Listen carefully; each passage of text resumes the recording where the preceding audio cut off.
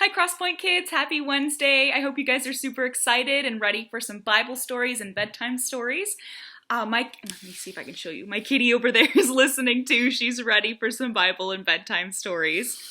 So we are going to start off with our Bible story. I'm going to be reading from the Jesus Storybook Bible. We're going to do the story of the forgiving prince. So if you want to follow along, it's on page 76. Jacob had 12 sons, but of all of his sons, Joseph was his favorite. One day, Jacob gave Joseph a splendid new robe.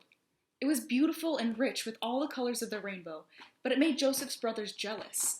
They wanted rich rainbow robes too. Then, to make matters worse, Joseph kept on having these special dreams. I dreamt that I was the greatest. I was king, Joseph told his brothers, and you all bowed down to me. Now, I'm sure you know, even if Joseph didn't, that telling your brothers things like that isn't a very good idea. Joseph's brothers hated him even more. They wanted to kill Joseph and his dreams. And one day, that's exactly what they tried to do. They tore Joseph's rainbow robe off and had him sold to slave traders for 20 pieces of silver. The traders took Joseph to Egypt and made him into a slave. The brothers went home and lied to their father, telling him that Joseph was dead. That's the end of the dreamer, they thought. But they were wrong. God had a magnificent dream for Joseph's life, and even when it looked like everything had gone wrong, God would use it all to help make the dream come true. God would use everything that was happening to Joseph to do something good. Meanwhile, though, things were not looking good for Joseph in Egypt. He was far from home and far from his dad. Then he got blamed for something he didn't do. And even though he had done nothing wrong, he was punished and thrown in jail.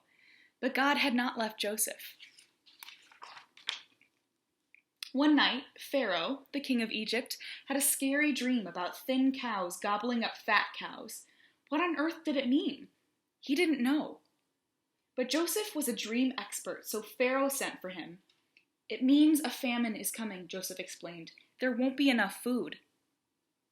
Pharaoh was so pleased by Joseph's skill that he immediately took Joseph out of jail and made him a prince. Now, back home, Joseph's brothers had run out of food and everyone was hungry. God's special family was in danger. If they didn't get food soon, they would starve to death.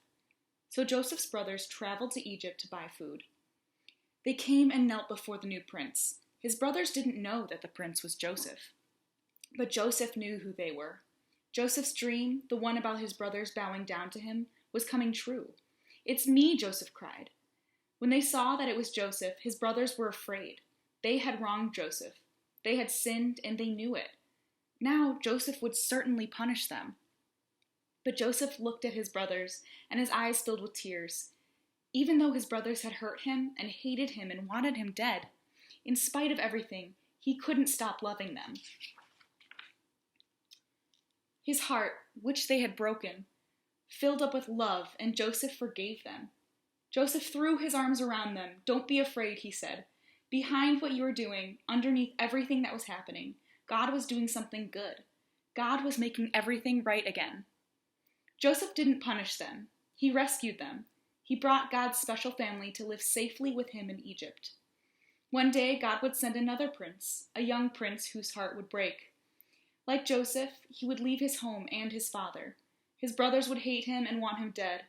He would be sold for pieces of silver. He would be punished even though he had done nothing wrong. But God would use everything that happened to this young prince, even the bad things, to do something good, to forgive the sins of the whole world. And for our next story, we are going to be doing a book called Old Black Fly. This was another one of my favorites when I was a kid. My grandma used to read this one to me a lot.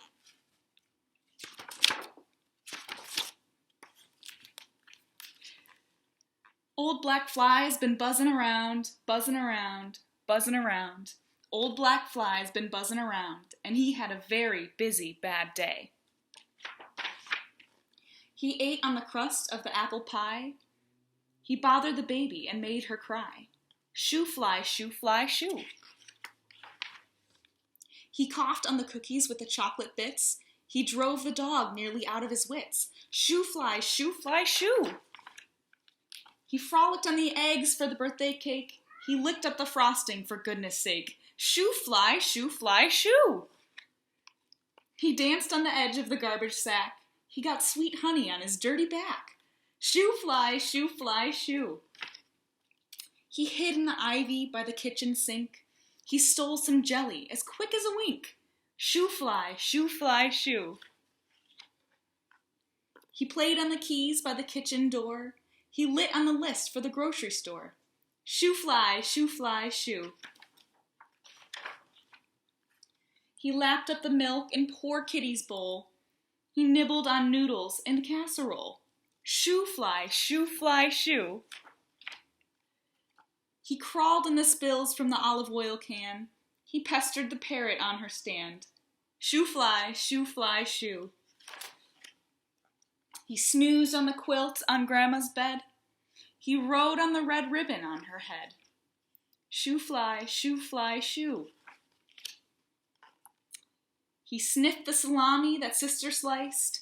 He ran around her teacup once or twice. Shoo fly, shoo. He slept on the stack of clean underwear. He played on the vase by the velvet chair. Shoo fly, shoo. He dozed on the window in the summer heat. He made a little X with his front feet. Shoo fly, shoo. He buzzed about the yarn in Mama's lap. He landed on her table. Flap, flip, flap. Zzz.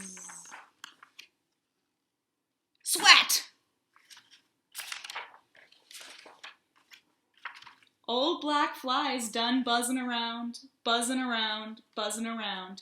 Old black fly's done buzzing around, and he won't be bad no more. Good night, guys. I hope you have a great rest of your week.